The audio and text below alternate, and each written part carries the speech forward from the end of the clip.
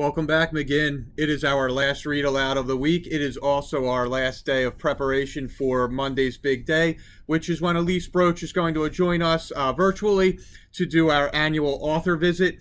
I am excited. I've shared some of her books with this YouTube channel, and you during the week. We've gone over some of her work here in school, and I think we're going to have an awesome day hearing about her experiences and answering your questions. I have saved this one for today because it is, I think, my favorite of hers. It is a picture book called When Dinosaurs Came with Everything. And I love the humor that she shows in this book and how she engages the reader. Let's enjoy it. Here we go.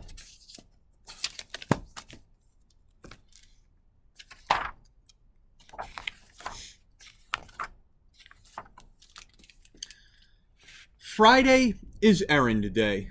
My mom goes on boring errands, and I have to go with her.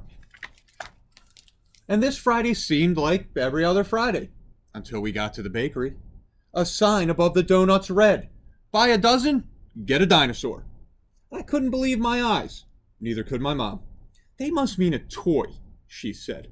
But when I took the box of donuts, the lady behind the counter said, "Hold on, little guy. Don't forget your dinosaur." And there he was. "Mom!" I yelled. It was a triceratops. "What?" cried my mom. She did not look happy. "How are we supposed to get that home?" The bakery lady smiled. "Oh, don't worry. He'll follow you. They always do." And he did. All the way to the doctor's office, where I had to go for my checkup. My mom shook her head. "What are we going to do with him now?" She looked him up and down, and that took a while. "We can't bring him inside," she said finally. "He'll have to stay in the parking lot."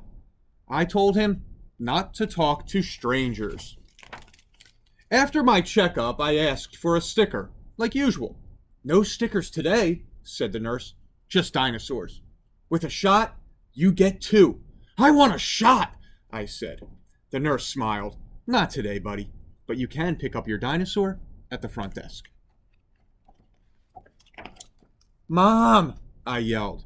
There at the front desk was a Stegosaurus. "What on earth is going on?" my mom cried. "It's a special day," the nurse explained. "Today, dinosaurs come with everything." "Yes," I said. "No!" my mom groaned. We walked down the street, and my Triceratops and my Stegosaurus walked right behind us. Thud, thud, thud. They made friends right away. Across the street, other kids had dinosaurs too. I saw an ankylosaur, a duckbill, and a velociraptor. We all waved at each other. Our mothers glared and kept on walking. "I think we'd better go home right now," my mom said. "But what about my haircut? The barber's waiting for me." My mom looked at the dinosaurs. Then she looked at my bangs. "The barber always gives you a balloon, doesn't he? A nice balloon?" "Uh-huh," I said. I didn't want a balloon. I wanted a barosaur. At the barber shop, I gave my Triceratops and my Stegosaurus donuts for a snack. They waited outside and watched through the glass. The barber pumped the chair up high. He cut my hair too short, but I didn't mind, because then he patted my head and said, "Wait right here, sport." He was gone for a long time. My mom tapped her foot. "I don't like this," she said. "Where exactly do they keep the balloons?" Just then, the barber came back with something flying over his head. It wasn't a balloon. "Mom!" I yelled. It was a pterosaur. "This is too much!" my mom protested. "Now listen," she said to the barber. "I think a balloon will do just fine today. Don't you have any balloons?" "Sorry, lady, no balloons.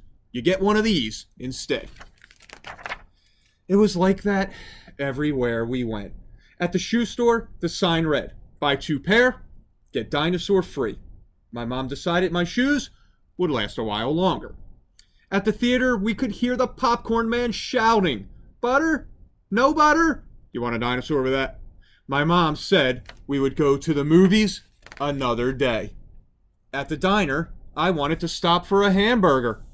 But then a girl walked out with a Tyrannosaurus Rex. Okay, that's it, my mom cried. We are definitely not having lunch there. She looked at my Triceratops, my Stegosaurus, and my Pterosaur. What are we supposed to do with all these dinosaurs? We don't have room for them. We can't take care of them. I hugged her leg. Don't worry, Mom. They can live in the backyard. My mom shook her head. Sweetheart, they're not toys. Dinosaurs are a lot of work. But Mom, look, they eat anything. And they sleep outside. I'll do everything, I promise. Please, Mom, please. My mom sighed. Well, I suppose we can't just leave them here. Thank heavens we didn't stop at the diner. We hurried home, and my dinosaurs hurried after us. Thud, thud, thud. Flap, flap, flap. When we were almost there, we saw a little duck-bill dinosaur standing alone on the street corner. He looked lost. Mom, that's a baby hadrosaur. He's all by himself. Sweetie, we've already got our hands full. The hadrosaur followed us. It wasn't my fault. When we got home, my mom needed to lie down, so I made lunch for the dinosaurs. Then I showed them where to go to the bathroom, and I told them to stay out of the neighbor's yard because of his mean dog. And I showed them my slide, my tire swing, and all the toys in the garage. They seemed to be having fun, but they really went wild when I took out my frisbee. The hadrosaur had the first throw. The frisbee landed on the roof. I saw my mom watching from the window. Is everything all right out there? She asked. Everything's fine, Mom. We can get it down. And my pterosaur flew up and plucked the frisbee right out of the gutter. My mom kept watching. She looked at him for a long time. The next thing I knew, she had him cleaning the gutters. Then she came out to the backyard with a pile of wet clothes. These spikes come in handy, don't they? She said. Pretty soon, my mom had thought of chores for all of my dinosaurs. But I knew they didn't mind. It just meant they were part of the family. When we were finished helping, my mom said I could invite some friends over. It was a bring your own dinosaur party. And guess what happened next? I heard my mom on the phone to the bakery. She asked, "Do you have any donuts left?" And that's when I knew everything would be just fine. And so I love that story by Elise Broach. I'm excited for her to join us and to be part of McGinn on Monday. Enjoy your weekends, everyone, and we'll see you back in a few days. Take care.